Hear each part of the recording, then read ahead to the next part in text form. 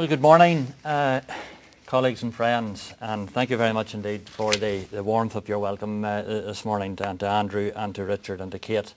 And can I, as Minister, bid everyone a very warm welcome here this morning, from particularly those who have come from other parts of the UK to join with us at this important event.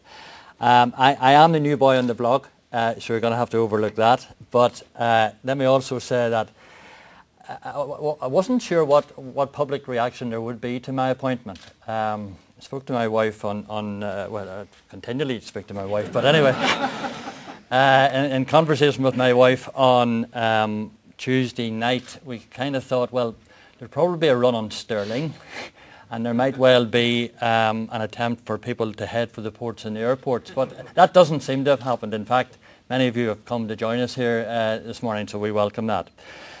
Lovely to be here, as I say, and looking forward to the opportunity to serve in this important department of employment and learning.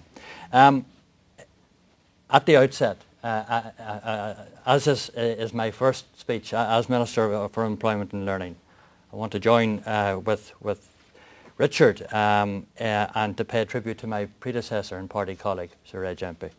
And Sir Reg, both as Dáil Minister and previously Deputy Minister, put Northern Ireland first. And he was unwavering in his commitment to growing our economy and delivering the jobs and prosperity that can create a society at ease with itself here. He knew the importance to our economy and society of an executive working together for the common good of everybody in Northern Ireland. And I look forward to carrying forward this work amidst very challenging circumstances. Recent events have reminded us that an over-reliance on the public sector is not the way forward for Northern Ireland. And the role of government is not to dominate our regional economy. It is rather to provide the framework that will allow the private sector to flourish. And that framework, above all else, means skills, and that is the particular vocation of the FE sector. And one of my chief goals as Minister in this department will be to ensure that the private sector is given the tools it requires to lead Northern Ireland to growth and prosperity. In terms of the event this morning, delighted to be invited to address the JISC. I have to get my head around all these shortened titles. But to this conference where the focus is JISC, Colleges IT and the Future. I'd also like to take the opportunity to acknowledge the input of JISC and of the Regional Support Centre in Northern Ireland to the innovative work that is taking place in Northern Ireland's further and higher education sectors in technology-enhanced learning. And in noting the title of the conference, I'd like to take the opportunity to say a few things about the FE sector and its important role in the wider economic agenda. The FE sector provides a wide range of support to local industry. This is in line with the role envisioned for the sector in FE Means Business, which outlined a vision for skills in Northern Ireland that recognised professional and technical education provision as a valuable alternative to the traditional academic pathway. This vision saw a Northern Ireland economy that by 2015 would be highly competitive in global terms. And to make this vision a reality, we had to focus on raising the skills of our workforce and the knowledge base and employability skills of those not yet working. With a large proportion of the 2020 workforce already past compulsory school age, the department is committed to colleges, universities and training organisations working more closely with employers and employees who wish to increase their skills. Business and industry look to both the HE and FE sectors to deliver tailored and flexible learning, often outside of normal term time and hours of business. Flexible approaches to learning, added to by technology, will contribute to meeting a range of the objectives contained in my department's skills and FE Means Business strategies. In particular, achieving higher levels of skills for the labour market and motivating adults to develop new skills. Without doubt, FE continues to make a significant contribution to the skills and qualities agendas, For example, through raising skills and qualifications levels, particularly in areas that meet the needs of the local economy, ensuring that college provision is high quality and kept up to date with best practice, and in keeping with the theme of today's conference, by developing flexible approaches to learning through the use of technologies. One of the key strands within FE Means Business was the development of an e-learning strategy, for which a programme of work is currently being implemented within the FE sector, and it's essential that collectively we explore new and innovative ways of meeting the skills needs of both employers and learners. Use of technologies to deliver and promote learning in the education sector is an area of immense and rapid growth and change. Even the term technology-enhanced learning has now replaced previous terms such as e-learning, information and learning technologies, and information and communication technologies. My department has recognised the importance of ensuring that college lecturers are able to provide teaching using technology-enhanced learning where appropriate. And the department has also recently reviewed the qualification for FE lecturers. The new qualification has been designed to include a significant focus on technology-enhanced learning, which ensures that our lecturers have the skills set necessary to evolve and teach in this ever-changing world. In terms of the history of DEL and JISC, I'd like to take a few minutes to outline the relationship my department has had with JISC. As long ago as 2000, the department engaged with JISC in order to connect the then 16 further education colleges into JANET. It reminds me of Janet and John, but anyway, JANET, the UK's education and research network. In those early days, colleges were pleased to have their existing internet bandwidths upgraded to 2 megabytes each. Yes, in those days, 2 megabytes was considered ample bandwidth for an entire FE college. We really have come a long way since then.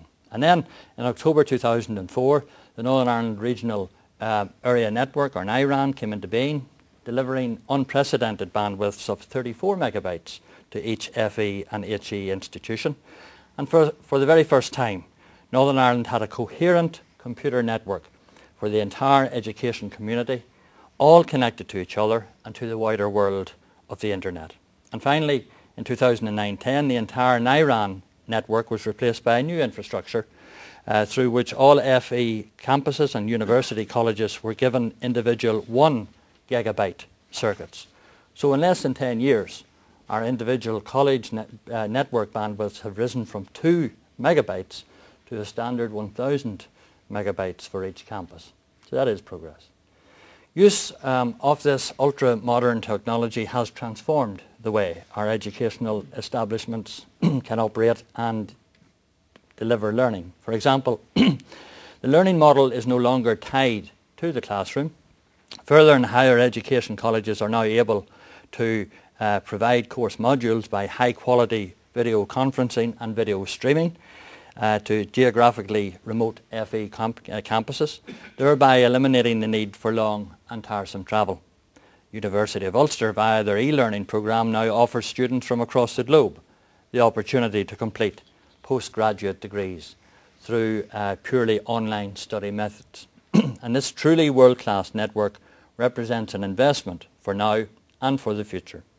It provides the higher education sector with the framework and infrastructure to unlock the full potential of information and communication technology, ICT, for the benefit of learning and teaching processes within Northern Ireland, but also internationally.